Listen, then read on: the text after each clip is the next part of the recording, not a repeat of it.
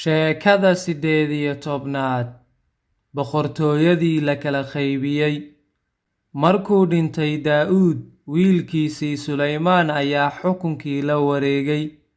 Ilaahay ayaa la hadlay Sulaymaan oo weydiiyey waxa uu rabo iyo waxa uu weydiinsan lahaa isaga. Sulaymaan Ilaah wuxuu weydiistay xikmad, kadibna Ilaah aad ayuu uga raali noqday, wuxuuna ka dhigay ninka ugu xikmada badan adduunka.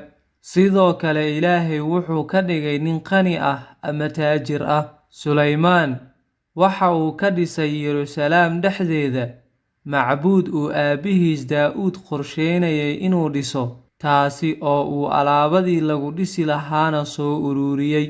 Dadkii waxay ku cibaadaysteen macbuudkii cusbaa halka ay ka aadi jireen teendhada kulanka. Halkaasna waxay allabari ku bixin jireen Ilaah dartiis. Ilaahna raalli ayuu ka ahaa, agtoodana aad ayuu ugu soo dhowaaday. Laakiin Sulaymaan wuxuu aad u jeclaa dumarka waddamada kale ka yimaada, Ilaahay agtiisana wuu ku dambaabay, waayo wuxuu guursaday dumar fara badan, ku dhowaad ilaa 1,000 dumar ah. Dumarkan inta badan waxay ka yimaadeen dhul shisheeye, dhammaantoodna waxay wateen asnaam ay caabudayeen. Markuu Sulaymaan gaboobay, sidoo kale wuxuu u cibaadaysanayay asnaamta ay xaasaskiisu wateen. Ilaahay aad ayuu uga carooday Sulaymaan, wuuna ka abaalmariyey xadgudubkii uu sameeyey, wuxuuna ugu ballan qaaday inuu reer Israa'iil boqortooyadooda 2 u kala qaybin doono marka uu Sulaymaan dhinto. Markuu Sulaymaan dhintay, wiilkiisii Rexabcaam ayaa noqday boqor. Dadka reer Israa'iil oo dhan waxay isugu yimaadeen inay caddeeyaan boqornimadiisa ama ay caleemo saaraan. Waxaa kale oo ay aad uga cawdeen in aabbihii Sulaymaan dadka ku amri jiray inay shaqo adag qabtaan oo ayna canshuur badan bixiyaan. Rexabcaam wuxuu dadkii ugu jawaabay si doqonnimo ah, wuxuuna ku yidhi, waxaad u malaysaan in aabbahay shaqo badan idiin diri jiray, laakiin aniga ayaa shaqo tii hore ka adag idiin diri doono, oo aadna waan idiin ciqaabi doonaa, mid ka daran tii aabbahay.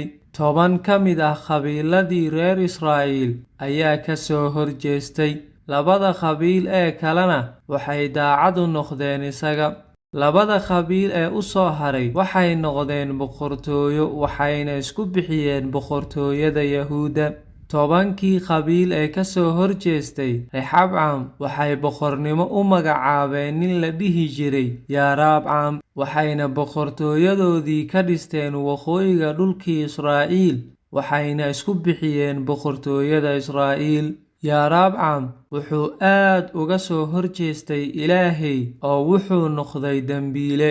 Dadkii uu maamulayayna dembi ayuu ku riday. Wuxuu dhisay 2 sanam oo uu ugu talagalay inay dadku caabudaan halka ay ka caabudi lahaayeen Ilaahay. Boqortooyada Yahuuda iyo boqortooyada Israa'iil waxay isku noqdeen cadow oo iska soo horjeeda, waxayna ahaayeen kuwa dagaalama mar walba.